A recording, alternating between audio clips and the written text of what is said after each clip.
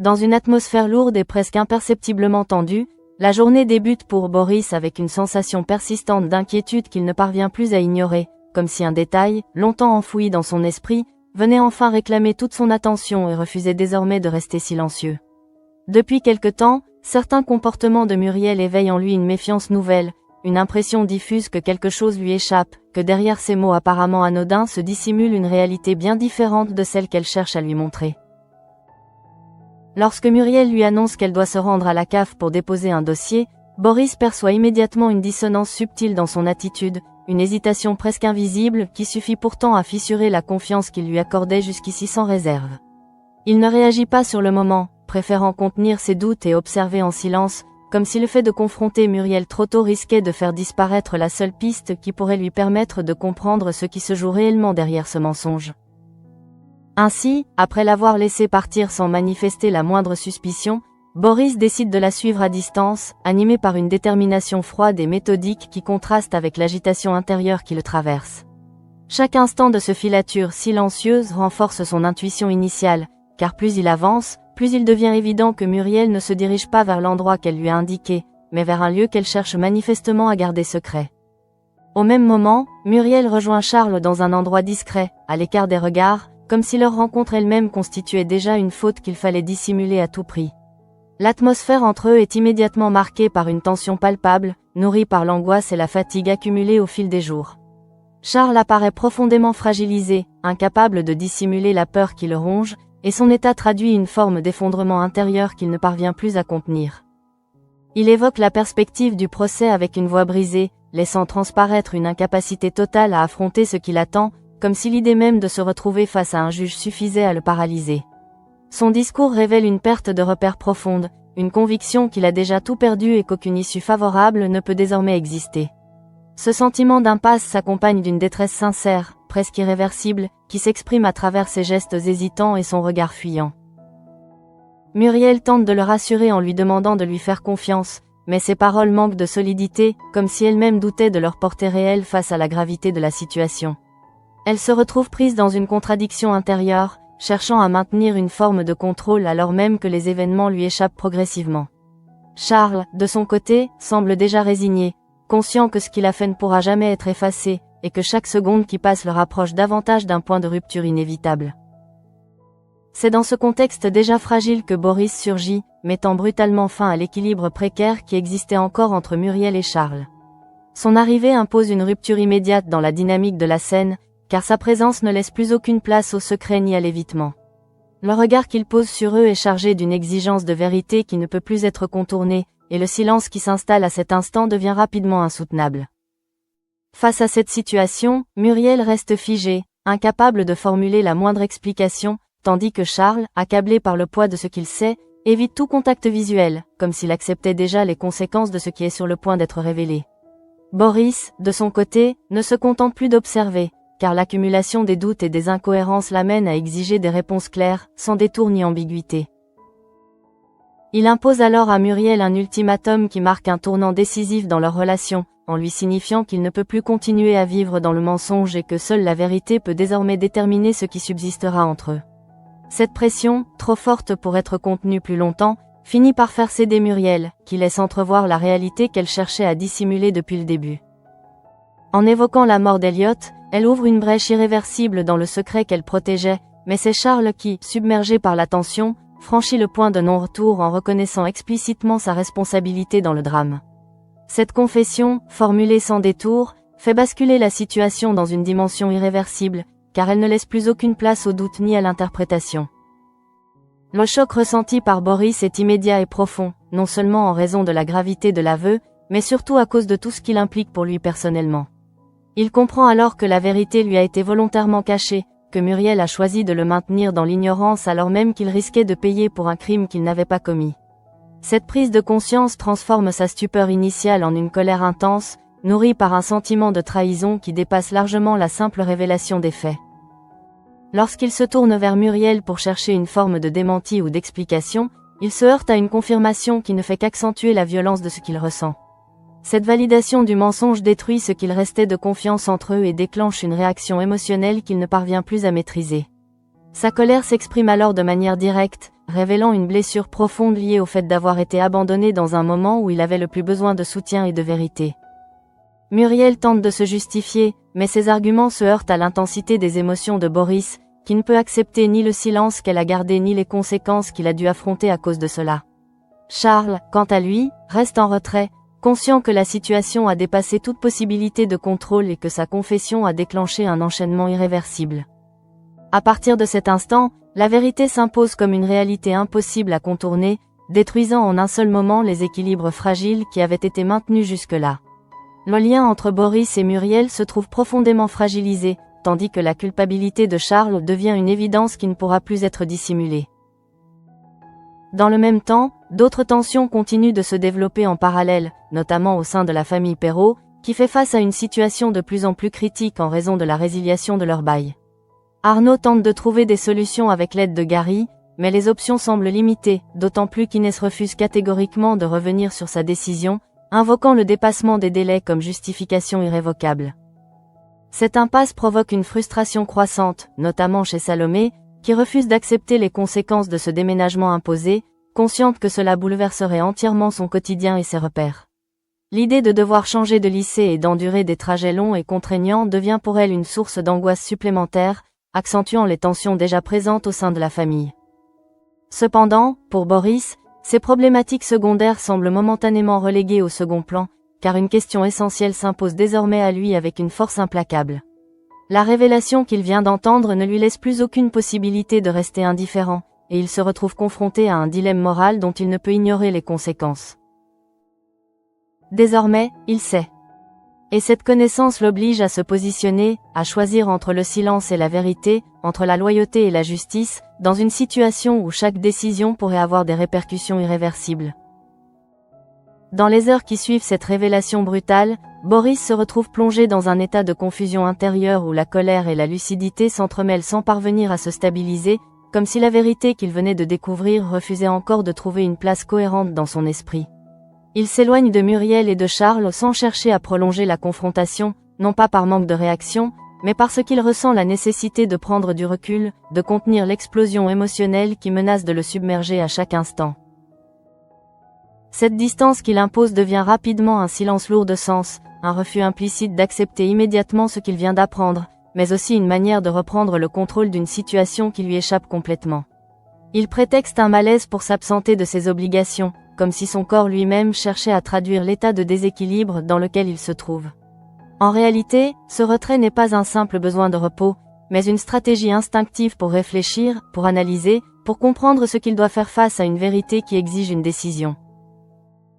Muriel, de son côté, reste profondément marquée par la confrontation, consciente que le fragile équilibre qu'elle avait tenté de maintenir vient de se briser définitivement. Elle ressent immédiatement l'éloignement de Boris, non seulement dans son absence physique, mais dans le silence qu'il impose, un silence plus douloureux que n'importe quelle accusation. Elle tente de se convaincre qu'il finira par comprendre, qu'il acceptera les raisons qui l'ont poussé à se taire, mais au fond d'elle, une inquiétude grandissante s'installe, nourrie par la certitude que cette fois, la rupture pourrait être irréversible. Charles, quant à lui, sombre progressivement dans une forme de résignation plus profonde encore que celle qu'il exprimait déjà auparavant. La confession qu'il a faite à Boris agit comme un point de bascule, une étape après laquelle il ne peut plus prétendre contrôler quoi que ce soit. Il se retrouve confronté à la réalité de ses actes sans le filtre du secret, sans la possibilité de se cacher derrière le silence, et cette exposition brutale de sa culpabilité accentue son sentiment d'effondrement. Lorsqu'il retourne à son cabinet vétérinaire, chaque geste lui semble mécanique, presque étranger, comme si la vie quotidienne ne lui appartenait plus vraiment. Les lieux qu'il connaît pourtant parfaitement deviennent le décor d'une existence qu'il ne reconnaît plus, et cette sensation de décalage renforce l'impression qu'il est déjà en train de perdre tout ce qui constituait son équilibre. Pendant ce temps, Muriel tente de rétablir un lien avec Boris, consciente que l'absence de communication ne peut que renforcer le fossé qui s'est creusé entre eux. Elle l'appelle à plusieurs reprises, mais ne reçoit aucune réponse, chaque tentative avortée accentuant un peu plus son angoisse.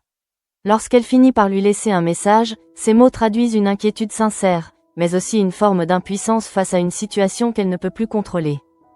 Ce silence de Boris devient alors un élément central de la tension, car il ne s'agit plus simplement d'une réaction immédiate à la colère, mais d'un positionnement plus profond, d'une prise de distance réfléchie qui laisse planer une incertitude sur ses intentions réelles. Muriel ne sait pas s'il cherche à la punir, à réfléchir, ou déjà à prendre une décision qui pourrait tout changer. Dans le même temps, la situation de la famille Perrault continue de se détériorer, illustrant une autre forme de conflit, moins spectaculaire mais tout aussi destructrice sur le long terme. Arnaud tente de garder une certaine stabilité face à l'impasse dans laquelle il se trouve, mais la rigidité d'Inès, qui refuse catégoriquement de revenir sur la résiliation du bail, bloque toute possibilité d'évolution.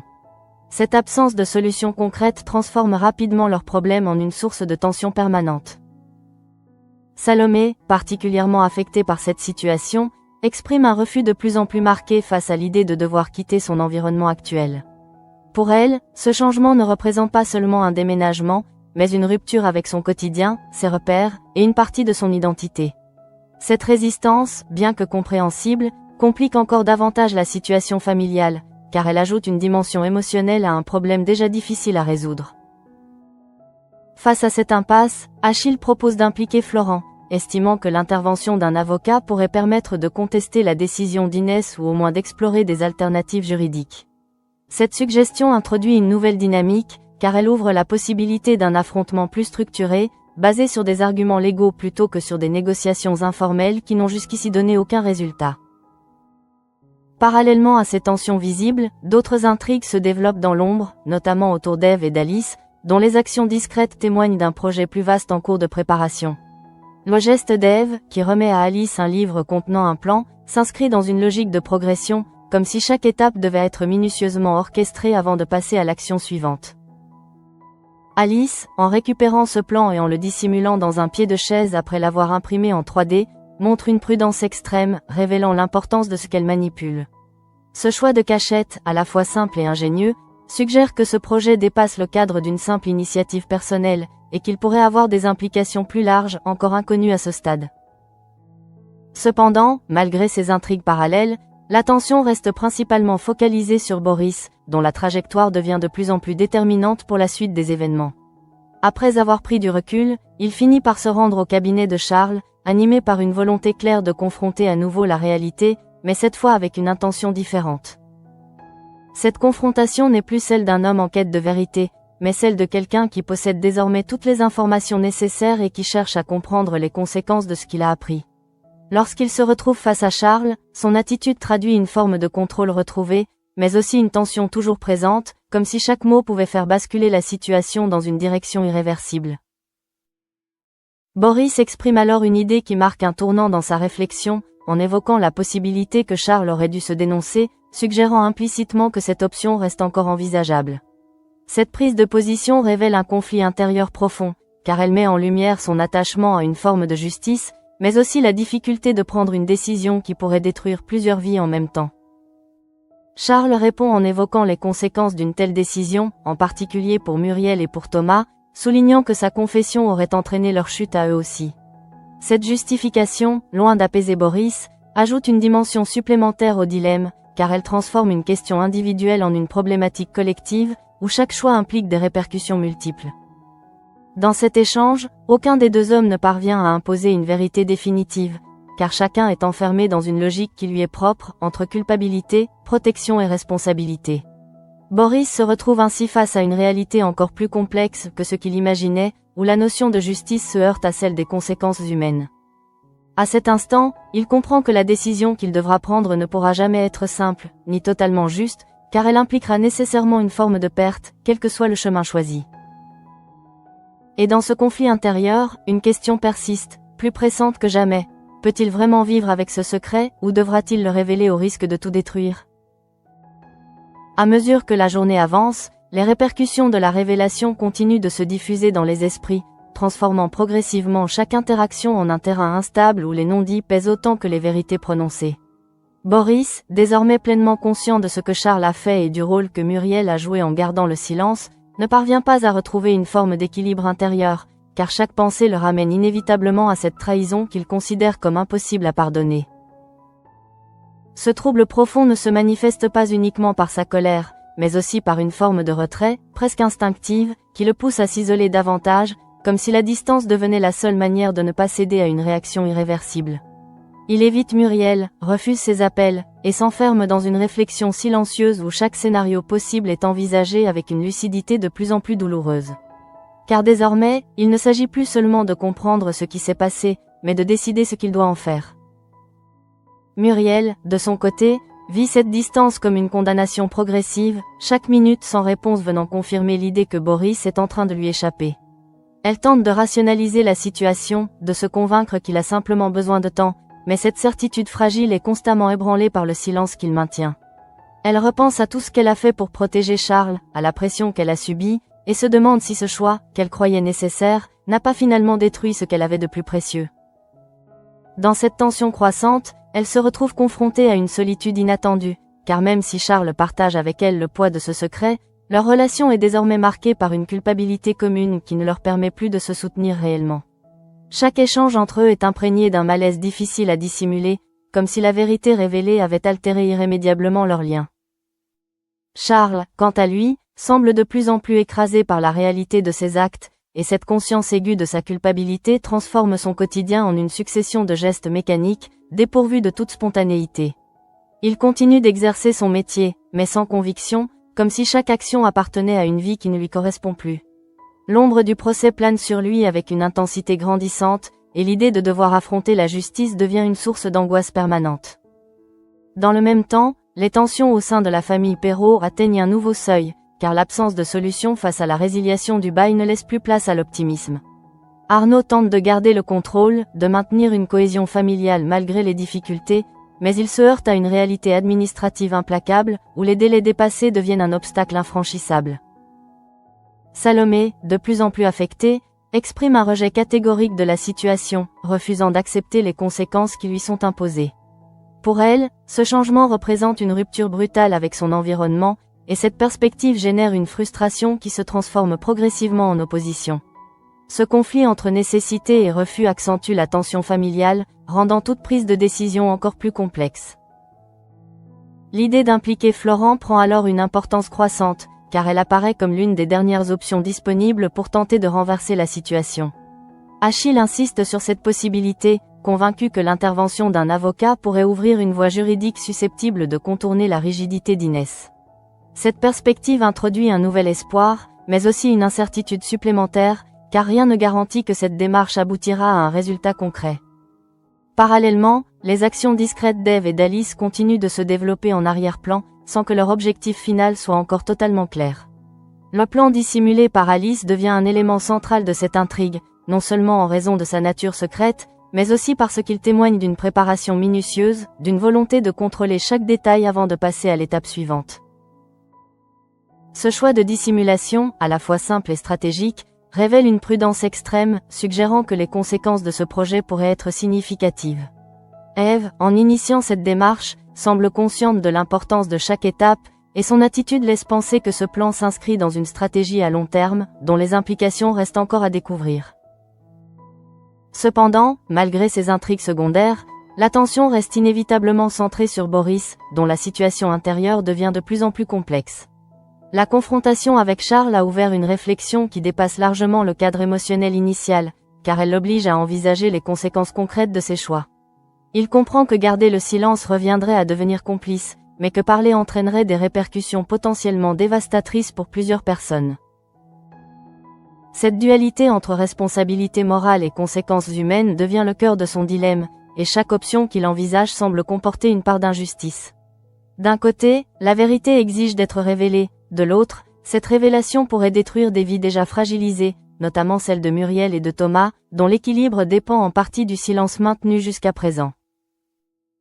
Dans cette réflexion, Boris commence à mesurer le poids réel de la vérité, non pas comme une simple information, mais comme une force capable de transformer radicalement la réalité de ceux qui y sont confrontés.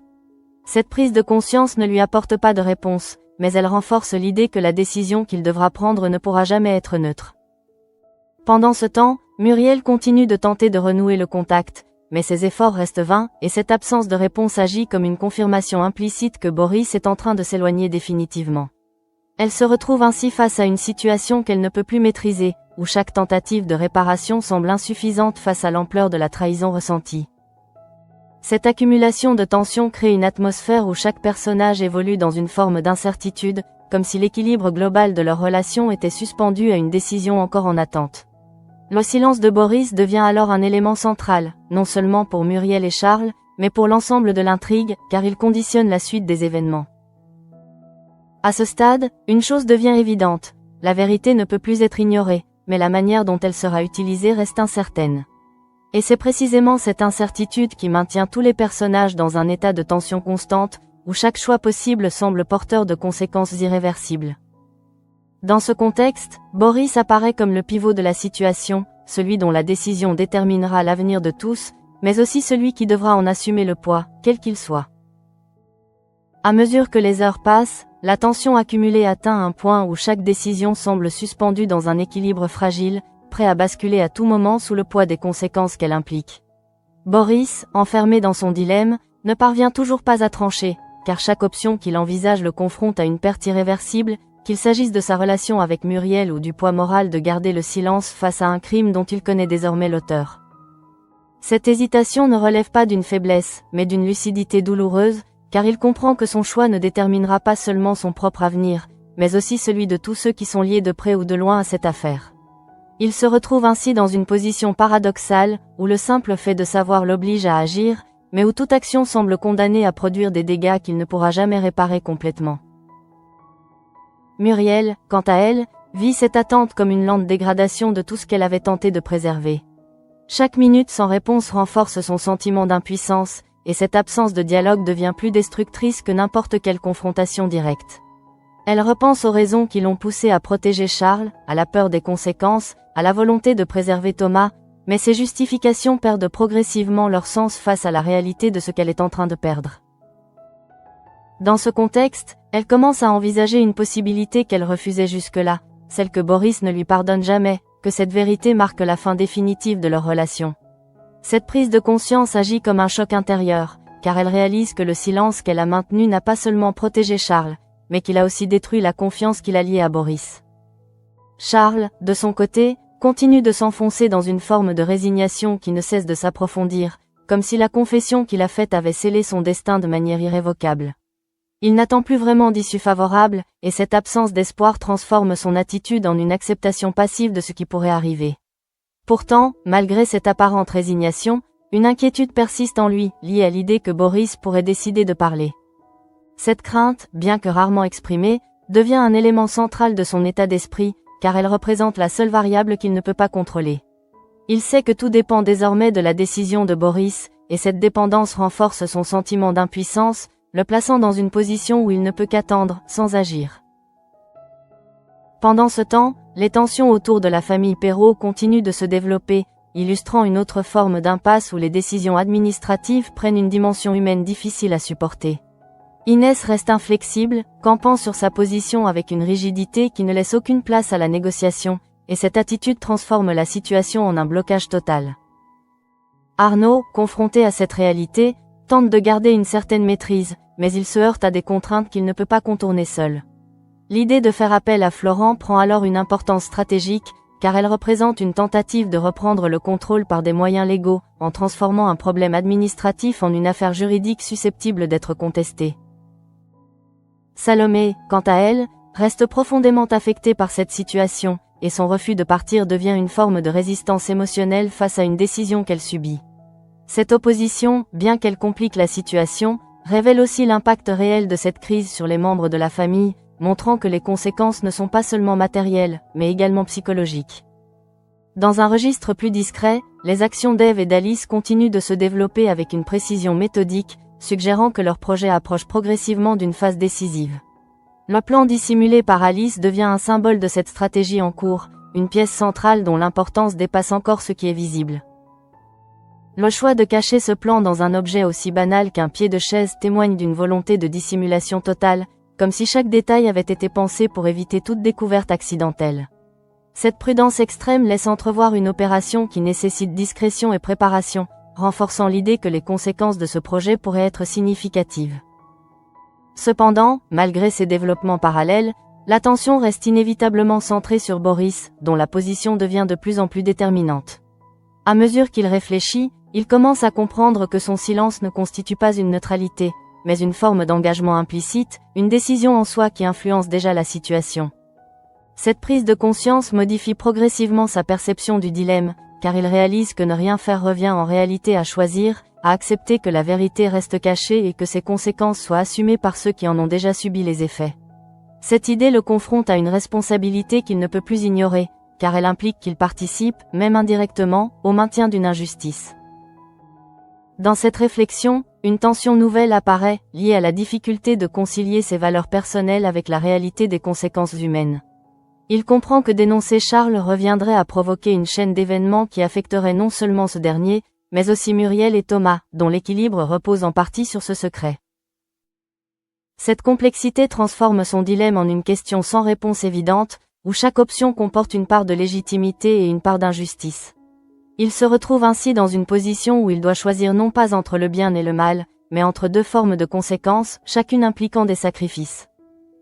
Muriel, de son côté, ressent de plus en plus fortement cette distance, et l'absence de réponse de Boris devient un vide qu'elle ne parvient pas à combler. Elle comprend que le problème ne réside plus seulement dans le mensonge, mais dans la confiance brisée, dans cette fracture invisible qui empêche désormais toute communication sincère. Dans cet état de tension permanente, chaque personnage évolue comme suspendu à une décision qui n'a pas encore été prise, mais dont les effets se font déjà sentir. Le silence de Boris agit comme un catalyseur, amplifiant les inquiétudes, les peurs et les anticipations, sans jamais offrir de résolution. À ce stade, il devient clair que la situation ne pourra pas rester figée indéfiniment, car la vérité, une fois révélée, possède une force qui tend naturellement à s'imposer. La question n'est plus de savoir si quelque chose va se produire, mais quand et comment cela se produira. Et au centre de cette tension, Boris continue d'hésiter, conscient que le moment où il devra agir approche inévitablement, et que ce choix, quel qu'il soit, marquera un point de rupture définitif. À ce stade de la journée, l'équilibre déjà fragile entre les personnages commence à se fissurer de manière plus visible, comme si l'ensemble des tensions accumulées depuis la révélation de la vérité cherchait désormais à s'exprimer, non plus seulement dans les pensées, mais dans les actes et les confrontations inévitables. Boris, toujours enfermé dans son silence, atteint un point où l'inaction devient elle-même insupportable, car chaque instant supplémentaire passé sans décision renforce le poids de ce qu'il sait.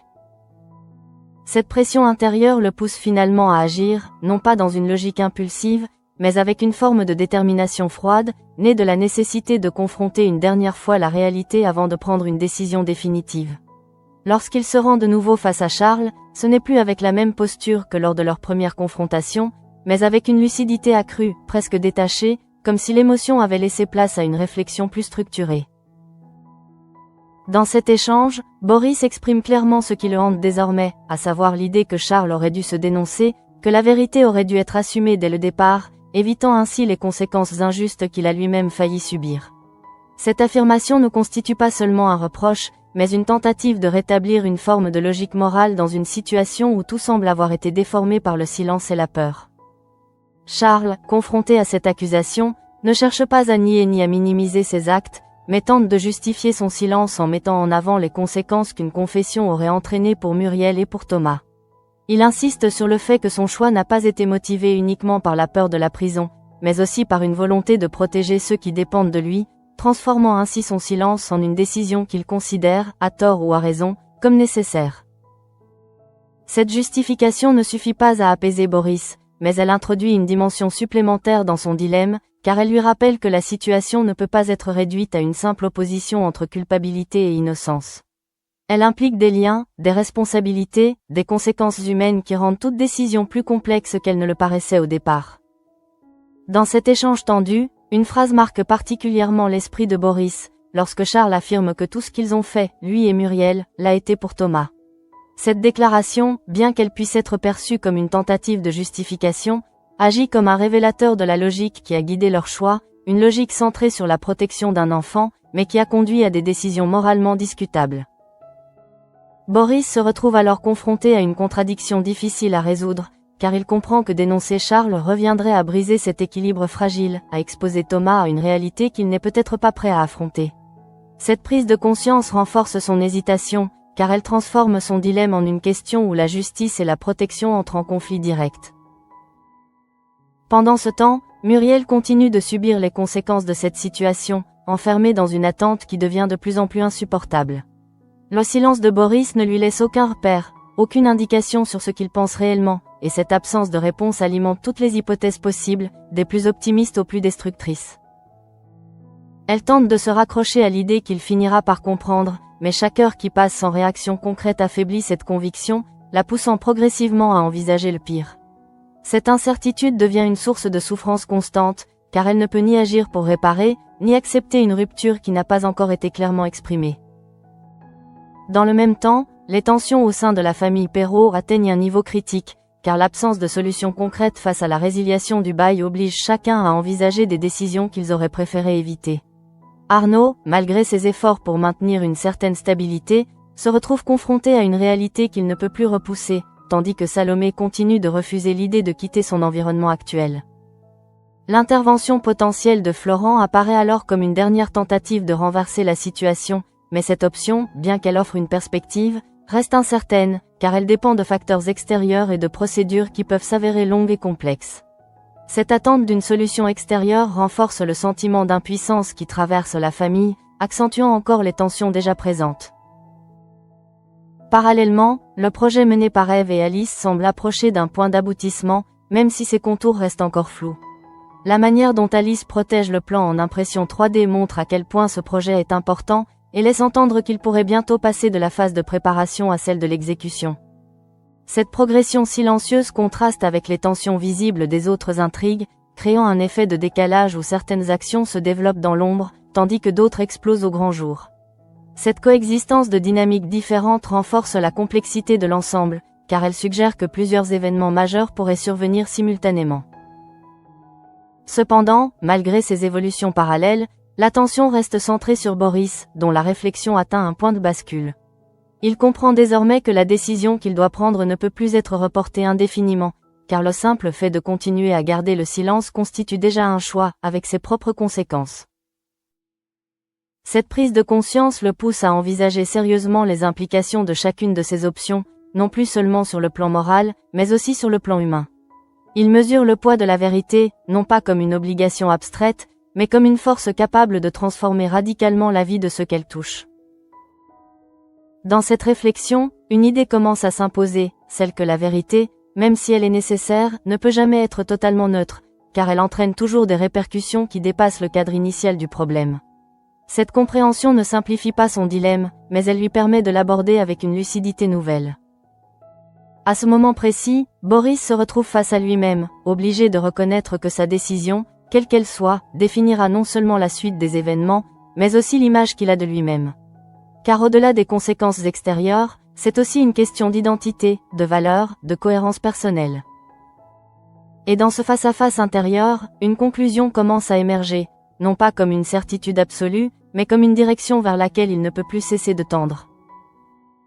À l'approche de la fin de cette journée marquée par des révélations irréversibles, une tension particulière s'installe, différente de celle qui l'a précédée, plus silencieuse mais aussi plus lourde, comme si chaque personnage pressentait qu'un point de non-retour venait d'être franchi.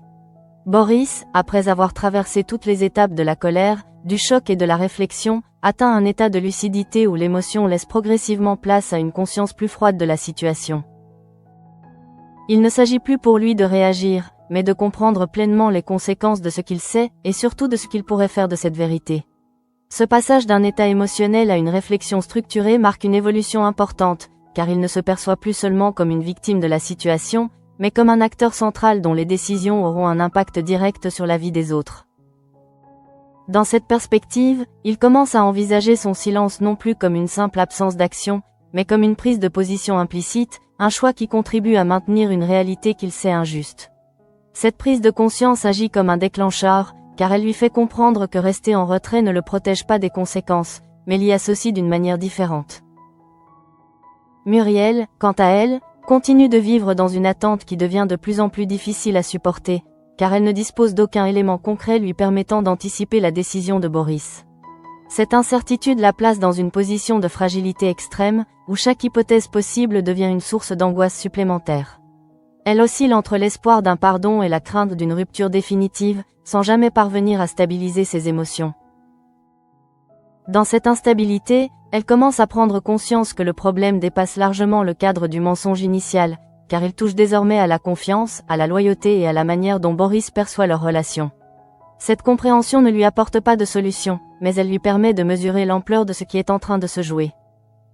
Charles, de son côté, semble avoir atteint une forme d'acceptation plus profonde, comme si l'enchaînement des événements l'avait conduit à reconnaître que le contrôle qu'il pensait encore avoir n'existe plus. Il continue d'évoquer la protection de Thomas comme justification de ses actes, mais cette argumentation apparaît de plus en plus fragile face à la réalité de ce qu'il a fait et des conséquences que cela entraîne.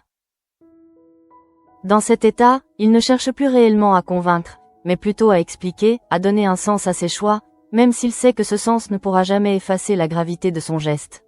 Cette posture traduit une évolution intérieure, où la peur laisse progressivement place à une forme de résignation lucide. Pendant ce temps, les tensions au sein de la famille Perrault atteignent un point où une décision devient inévitable, car l'absence de solution ne peut plus être prolongée indéfiniment. L'idée de faire appel à Florent se transforme en une démarche concrète, marquant un passage de la réaction émotionnelle à une tentative d'action structurée. Cette évolution montre que, malgré les difficultés, certains personnages cherchent encore à reprendre le contrôle de leur situation, en s'appuyant sur des ressources extérieures et sur des stratégies plus réfléchies. Ce contraste avec l'immobilisme de Boris souligne la complexité des dynamiques en cours, où chaque intrigue évolue selon son propre rythme. Parallèlement, le projet d'Eve et d'Alice semble atteindre un stade avancé, même si ses contours restent volontairement flous. Le plan dissimulé devient le symbole d'une action imminente, d'un moment où la préparation laissera place à l'exécution. Cette progression silencieuse crée une tension sous-jacente, laissant entendre que d'autres événements majeurs pourraient bientôt venir s'ajouter à ceux déjà en cours. Cependant, malgré ces développements, c'est bien la décision de Boris qui apparaît comme l'élément déterminant de cette journée, car elle conditionne directement l'avenir de l'intrigue principale. À mesure que sa réflexion avance, il comprend que la question n'est plus de savoir s'il doit agir, mais comment il doit le faire.